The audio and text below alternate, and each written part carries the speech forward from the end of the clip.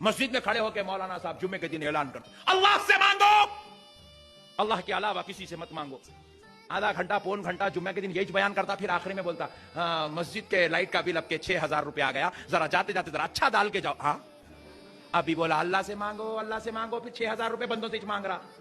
Light کا بل مصلے پہ رکھ، دعا کر، اے اللہ میں توحید پرست ہوں، میں بندوں سے مانگنے کو شرک سمجھتا ہوں، یہ لائٹ کا بل آ گیا، پروردگار مصلے کے نیچے نماز پڑھنے تک 6,000 روپے رکھ دے. مجھے ایک بات یہ سمجھ میں نہیں آتی کہ یہ لوگ قوم کے ذمہ دار بنے ہوئے بیٹھے ہوئے ہیں اور یہ اپنے آپ کو عالم کہلواتے ہیں، مولوی کہلواتے ہیں. اگر یہ اپنے آپ کو مولوی کہلواتے ہیں تو انہیں لوگوں کو قرآن و حدیث کا صحیح مطلب بتانے میں کیا تکلیف آتی ہے؟ قرآن میں صاف لکھا ہے کہ اللہ تبارک و تعالی نے فرمایا کہ تم مجھ سے مانگو کہ میں تمہاری دعاؤں کو قبول کرنے والا ہوں. سورہ غافر آیت نمبر 60 کے اندر فرمایا کہ وَقَالُوا رَبُّكُمُ ادْعُونِي أَسْتَجِبْ لَكُمْ، کہ تم مجھ سے مانگو کہ میں تمہاری دعا کو قبول کرتا ہوں، اور جب کوئی پکارنے والا مجھے پکارتا ہے تو میں اس کی پکار کو سنتا ہوں. تو یہ بات پر عمل کرنے میں کیا تکلیف آتی ہے؟ لیکن یہ غیر اللہ سے مدد مانگنے کو جائز قرار دینے کے لیے نہ جانے کیسی کیسی تعبیریں کرتے ہیں اور کیسے کیسے بہانے لگاتے رہتے ہیں لوگ. اب آپ ان کو دیکھیں کہ غیر اللہ سے مدد مانگنے کو جائز قرار دینے کے لیے یہ ایک صحیح جو کسی عالم صاحب کا بیان ہے، مجھے نہیں پتا کس کا بیان ہے، لیکن اس کے بیان پر ٹرول کر رہے ہیں. اب ان کو خود یہ نہیں پتا ہے حضرت کو کہ توکل علی اللہ کا صحیح طریقہ کیا ہوتا ہے. اب یہ بیان کر رہے ہیں کہ ایک مولوی صاحب جو ہے نماز کے درمیان جمعے کے خطبے کے اندر کہتے ہیں کہ اللہ سے مانگو، اللہ سے مانگو، اللہ سے مانگو، اور پھر نماز کے بعد جو ہے وہ لوگوں سے مسجد کے بل کے لیے چندہ کر رہے ہوتے ہیں. تو یہ ان کا کہنا یہ ہے کہ جب تم کہہ رہے ہو کہ اللہ سے مانگو، اللہ سے مانگو، تو پھر مسجد میں لوگوں سے لیے چندہ کیوں کر رہے ہو؟ ان کا کہنا ہے مقصد یہ ہے کہ وہ غلط کہہ رہے ہیں. اب میں ان کو بتاتا ہوں کہ حضرت اگر آپ نے حدیث پڑھی ہوتی تو آپ کو پتا ہوتا کہ اسباب کو اختیار کرنا ضروری ہے یا نہیں ہے.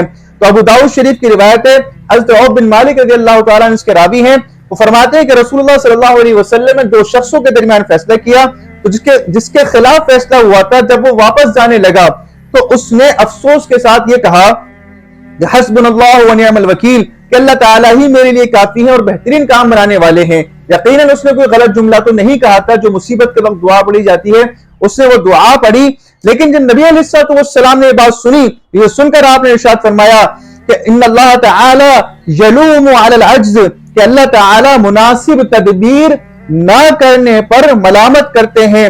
اس لیے ہمیشہ پہلے اپنے معاملات میں سمجھداری سے کام لیا کرو، پھر اس کے بعد بھی اگر حالات ناموافق ہو جائیں تو حسبنا اللہ و نعم الوکیل پڑھو. اس حدیث سے میں معلوم ہوتا ہے کہ پہلے ہمیں مناسب تدبیر اور مناسب اسباب کو اختیار کر کے اللہ پر توکل کرنا چاہیے. بغیر اسباب کو اختیار کیے ہوئے اللہ پر توکل کرنے والا وہ بے وقوف ہے. لیکن اسباب کو اختیار کرتے وقت بھی ہمارے دل میں یہی یقین ہوتا ہے کہ اسباب بھی اللہ کے محتاج ہیں. اور جیسا کہ ترمذی شریف حدیث نمبر 2517 کے اندر ملتا ہے کہ ایک صحابی نبی صلی اللہ علیہ وسلم کی خدمت میں حاضر ہوئے اور آگے عرض کیا یا رسول اللہ، یہ میری اونٹنی ہے، میں اس کو کھلا چھوڑ کر اللہ پر توکل کروں یا اس کو باندھ کر اللہ پر توکل کروں؟ تو نبی علیہ السلام نے یہ نہیں فرمایا کہ اس کو کھلا چھوڑ کر اللہ پر توکل کرو.